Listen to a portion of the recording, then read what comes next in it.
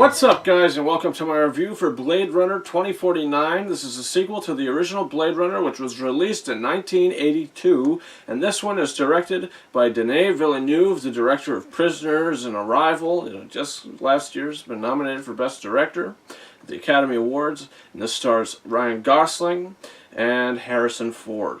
And, going into this movie, I did just watch the final cut of Blade Runner last night. Or the final cut for the first time. I watched it last night. And, going into that film, it was so hyped. Everybody always says, Blade Runner is one of the best sci-fi films of all time.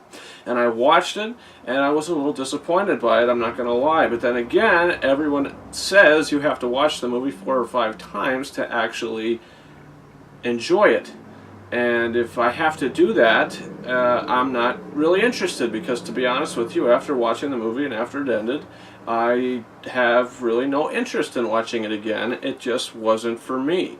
And this film, Blade Runner 2049, I don't really want to give much of the plot away because I feel like it would be a spoiler, but I do think, in my opinion, this film is a little better than the first Blade Runner. I did like this movie. I didn't really like it, and I definitely didn't love it. I thought that it was just okay. I thought it was actually a little better than okay. Don't get me wrong, the directing by Denis Villeneuve is really spectacular. I think he did a fantastic job directing this movie, and his style comes through the screen. And, the cinematography as well, I thought was incredible. The shots in this movie are absolutely breathtaking. Every shot in this film is spectacular, and if this film does not get nominated for the Oscar for Best Cinematography, there is seriously an issue with the Academy, because the movie looks incredible. The instrumental score is fine as well, and the acting by Ryan Gosling in particular is fantastic. All the other performances are really great as well, and Harrison Ford is great in this movie too. This is probably one of his best performances in a long time, but all I'm going to say, if you go into this movie expecting a lot of Harrison Ford, don't.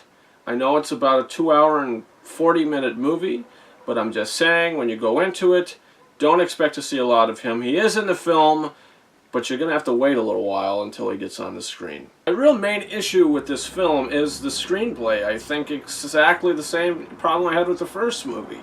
That was a really slow, boring film in my opinion, and whenever there was stuff with the story going on, they were like beating around the bush, and you're just supposed to understand what's happening, but at the same time, they're not being very clear with it. They're just making you expect that you know what you're, watching.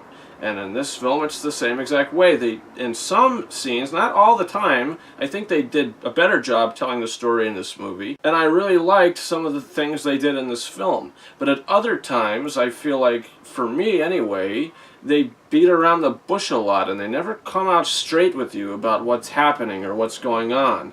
They always beat around the bush about the plot. It's never clear, in my opinion anyway. I mean, I feel like when you have, a film like this that you don't get often, and, they're setting up a brand new world, just like the first one did, that you have to immerse yourself into, which is a very immersive setting. I think the production design is also absolutely fantastic.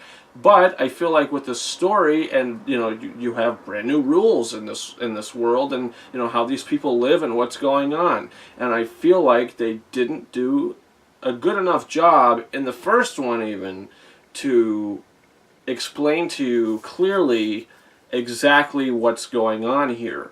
And in this one, like I said, they do it a little better, but I still feel that the story could have been polished. I feel like the film could have been maybe 20 minutes shorter with a little better of a screenplay, and they would have had something really good here. But just because of that, I didn't love this movie. I did like it just because of, it's like eye candy. Every shot is fantastic. The direction, the acting is fantastic. But I couldn't necessarily find myself completely invested into the story. I was always interested in the story, but I was never completely invested, because I feel as the film did not allow me to be invested 100%. And in the end of the day, I'm going to give Blade Runner 2049 3.5 out of 5 stars. I do feel like this is an extremely well-made film behind the camera, just the script really, you know, and some of the execution of some of these things really, you know, got under my skin, and I couldn't, you know, that resulted in me not completely getting invested into the film and into the story. But like I said, I was always interested in what was going to happen next.